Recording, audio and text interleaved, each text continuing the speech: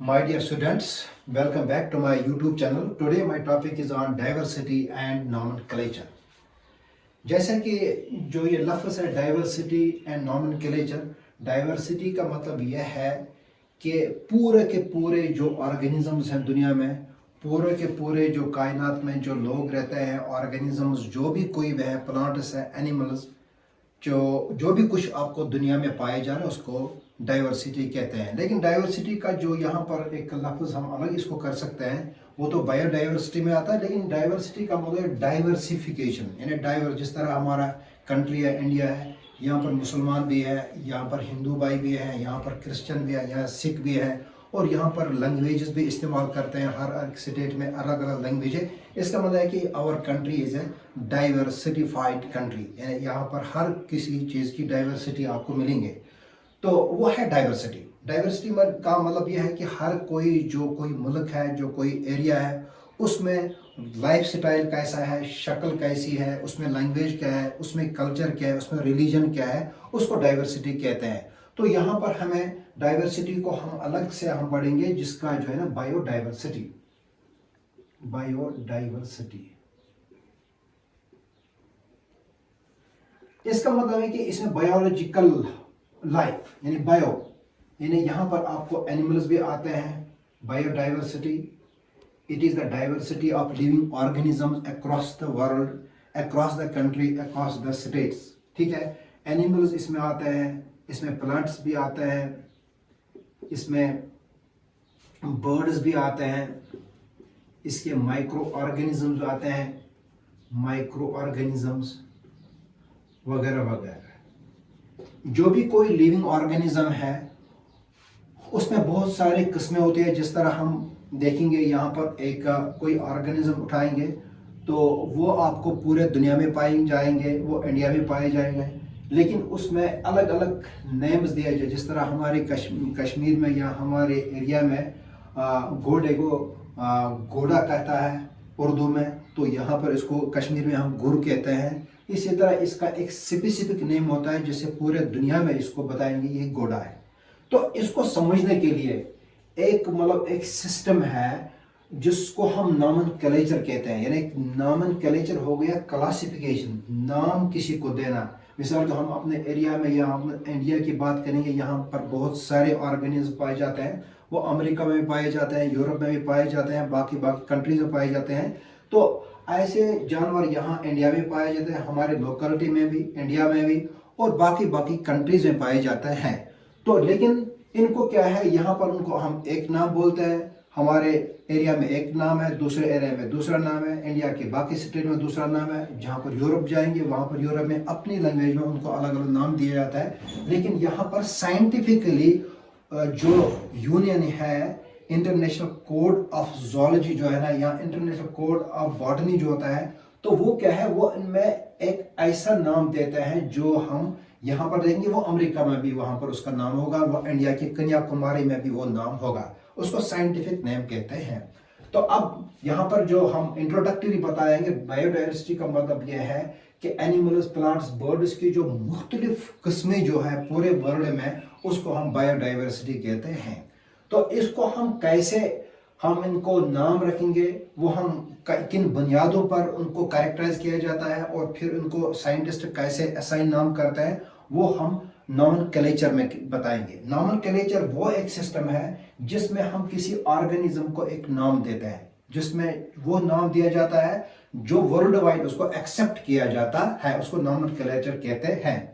तो सबसे पहले इसमें जो कार्ल लिनियस ने, यानी जो कार्ल लिनियस ने एक सिस्टम दिया है, उसको binomial system of classification, system of classification. यानी इसमें जो क्लासिफिकेशन की जाती है ऑर्गेनिज्म की, वो दो चीजें, बाइनोमियल, यानी इसमें जो एक नाम होता है जीनस और दूसरा है स्पीशीज, यानी this is binomial system of classification. ये कार्ल लिनियस ने दिया था।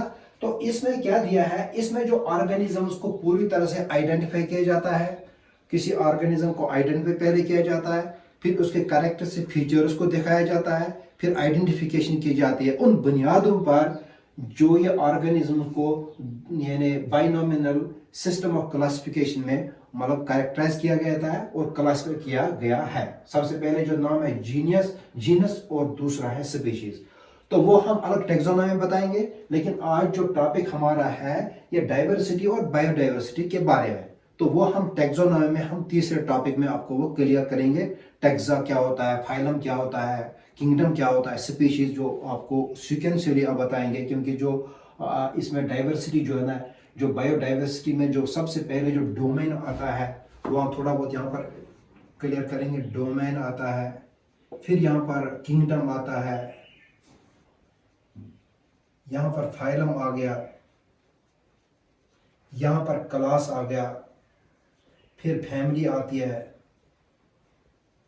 फिर ऑर्डर आता है, फिर जीनस आता है, फिर लास्ट में स्पीशीज आता है।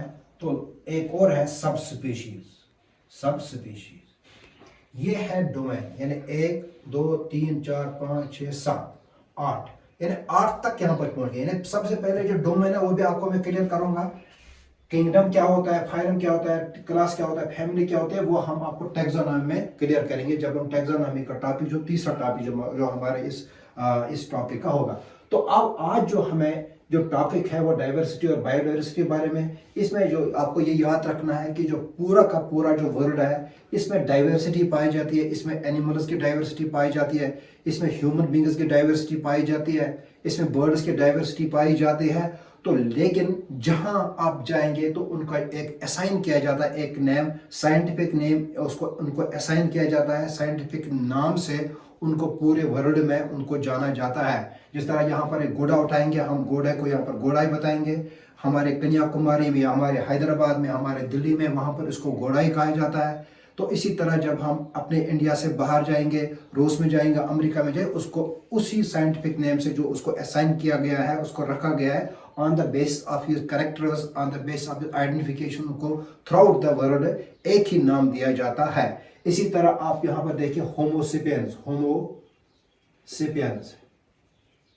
यानी इंसान जो है, ह्यूमन बींग जो है, वो आपको देखे जाएंगे कि हर कोई इंसान जो है बज़ाहिर वो उनकी शक्ल अलग होती है, उनकी शक्ल होती है, लेकिन उनका खून एक जैसा होता है, उनका हार्ट एक जैसा होता है, उनकी किडनी एक जैसी होती है, उनका जो ब्रेन एक जैसा होता है। नो डाउट वो किसी रिलीजन के साथ ताल्लुक़ रखते हैं, वो किसी एरिया के साथ रखते हैं, लेकिन उनके जो कैरेक्टर्स होते हैं, जो उनके आइडेंटिफिकेशन फीचर्स होते हैं, वो उनको हर जगह पर होमोसेपियंस कहा जाता है। इसी तरह आप प्लांट देखो, एक प्लांट भी है, उसका कहते हैं मैग्नीफेरा इंडिका जो है ये आम का दरख्त है। मैग्नीफेरा इंडिका ये आपको हर जगह पर इसी नाम से बताया जाएगा कि ये मैग्नीफेरा इंडिका है। इसमें दो नाम है, एक तो मैग्नीफेरा और इंडिका है। वो मैं अभी बताऊंगा आपको। इसमें पहला नाम क्या है। हाँ, मैग्नीफेरा इंडिका की हम बात कर रहे थे। तो उससे पहले जो ये international code of zoological nomenclature और दूसरा जो है international code of biological nomenclature, क्योंकि देखो अब दुनिया में क्या है, दुनिया में जो 1.7, ये नीट में पूछा जा सकता है, 1.8 मिलियन नून स्पीशीज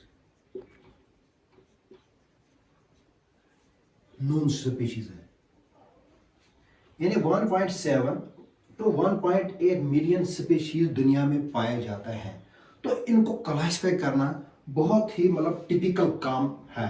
तो उसके लिए जो असाइन्ड जो बॉडीज होते हैं, जो ये मतलब ना जो हम बता रहे हैं कि जो इसके जो अथॉरिटी होती है, international code of zoological nomenclature, इसी तरह बॉटनी का international code of botanical nomenclature, इनका जो काम होता है मतलब एनिमल्स की क्लासिफिकेशन करना और प्लांट्स की क्लासिफिकेशन करना है। क्योंकि जो यहाँ पर पूरे वर्ल्ड में जो 1.7 और 1.8 मिलियन नोन स्पीशीज, ये नीट में बहुत इंपॉर्टेंट सवाल है। ये पूछा जा सकता है कि टोटल नंबर ऑफ स्पीशीज जो दुनिया में वो कितने पाए जाते हैं नोन स्पीशीज, वो आपको पता होना चाहिए। जबकि जो हम बताएंगे ना जो प्लांट्स होते हैं वो लगभग 3, जो प्लांट्स की जो डाइवर्सिटी है, प्लांट्स की जो नून स्पीशीज है, जो स्पीशीज पाए जाते हैं वो 3,18,000 यानी यहाँ पर स्पीशीज पाया जाता है। इसी तरह आपको 8.7 मिलियन आपको एनिमल्स पाए जाते हैं। इसी तरह 50 मिलियन आपको बर्ड्स पाए जाते हैं पूरे वर्ल्ड में। तो इनको क्लासिफाई करना आसान काम नहीं है। इनको क्लासिफाई कैसे करते हैं, तो उनको आसान बनाने के लिए जो ICZN और ICBN ने इनको अच्छी तरह से क्लासिफाई किया, जिससे हम आसानी से हम इन ऑर्गेनिजम्स को, इन प्लांट्स को, उन बर्ड्स को या उन बैक्टीरिया को, माइक्रोब्स को हम आराम से क्लासिफाई कर सकते हैं। तो इसके लिए सबसे पहले जो इसमें जो नाम दिया जाता है वो 2 नाम दिए जाता है। एक तो जीनस फर्स्ट नेम हो गया, जेनेरिक नेम। पहला नाम जो होता है किसी ऑर्गेनिज्म का जेनेरिक नेम होता है। जिस तरह आपको मैग्नीफेरा है, मैग्नीफेरा, ठीक है, ये एग्जांपल है। जो ये पहला नाम जो होता है ये इटैलिक लिखा जाता है, इटालियन। इसका जो मेन जो कैपिटल वर्ड होता है, जो यहाँ जहां से स्टार्ट होता है, तो वो M से स्टार्ट हो जाएगा, मैग्नीफेरा।